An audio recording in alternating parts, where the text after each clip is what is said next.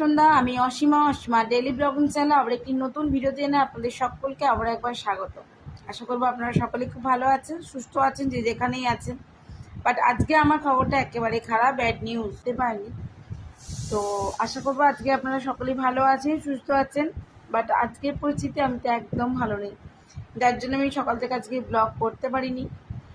আর মায়ের আপনাদের সঙ্গে আমি উপরের সাইডে ক্লিপিংটা শেয়ার করে দেবো।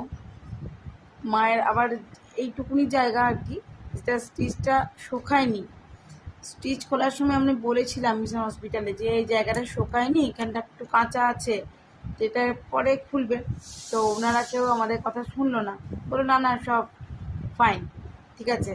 তো ওনারা খুলে দিয়েছে। এখন এতখানি গ্যাপ হয়ে গেছে, ভিতরের অংশটা এতখানি দেখা যাচ্ছে। আমি আপনাদের সঙ্গে এই সাইডে শেয়ার করে দেবো, পিকচারটা দেখবেন আপনারা। এবার যন্ত্রণা তো খুব হচ্ছে। মাকে তো ফিজিওথেরাপি ডাক্তার আসলো, উনি দেখলো।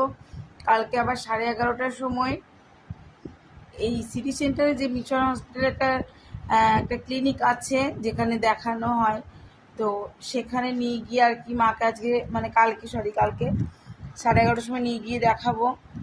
আর এদিকে তো তাও ঠিক আছে, মায়ের যন্ত্রণা হচ্ছে, ওষুধ দেওয়া হচ্ছে, অ্যান্টিবায়োটিক। আর এর মধ্যে বিকেলবেলায় আমার রান্নাঘরে আমার কাজের মেয়েটা কী করছে, বাসন ধুয়ে ঘর ধুয়ে গেছে, সার্ফ রেখে দিয়ে চলে গেছে।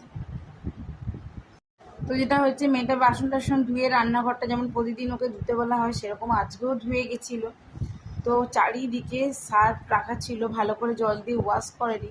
আর আমি যেই বিকেলে চা করতে এসেছি, আমার পা পড়েছে সার্ফের উপরে, একদম এখান থেকে ওদিক স্লিপ কেটে গেছি আমি। আর এত জোর লেগেছে যে আমি আর উঠে দাঁড়াতে পারছিলাম না। এখন পায়ের অবস্থা আপনাদেরকে আর কী করে দেখাবো। আমি এখন বসে আছি, দেখুন এইভাবেই দেখ, এই যে পায়ের ওখানে পুরো ফুলে গেছে, এই সাইড ব্যাকে পুরো পেন হচ্ছে আমার। তো আমি এখন একটা পেন কিলার খেয়েছি আর কি, বসতে পারছি না আমি আর। একটা পেন কিলার খেয়েছি, যদি কিছু খাবার খেয়ে ওদেরকে সবাইকে চা মা করে দিয়েছি কোনো রকমে গিয়ে আর দেখা যাক। তো যার কারণে আর কি আমি আজকে আর ব্লগ করতে পারিনি, যার জন্য এক্সট্রিমলি সরি। এটাই ছিল আমার একটা আর্জেন্ট মেসেজ, যেটা আপনাদেরকে দেওয়া উচিত ছিল, কেন আমি আপনাদেরকে সমস্ত কিছুই শেয়ার করি। এটা আপনাদেরকে জানানো উচিত ছিল, কেননা আমি আজকে ব্লগ দিতে পারিনি। কেন দিতে পারিনি সেটা আপনাদেরকে জানালাম। আর কালকে মাকে দেখিয়ে নিয়ে আসি, বললো অ্যাডমিট হতে পারে। তো সবটুকু আপনাদের সঙ্গে শেয়ার করবো, ব্যাস এটুকুই আজকে বলার ছিল আপনাদেরকে।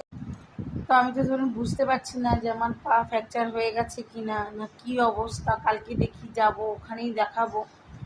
তো ব্যথা তো খুব করছে। আপাতত আমি একটা হাইপেনিক খেয়েছি, আর বরফ টরফ অনেকক্ষণ ধরেই দিয়েছি। এখন একটু বসে আছি, বাট আমি নাড়াতে পারছি না, এখন ব্যথাটা করছে।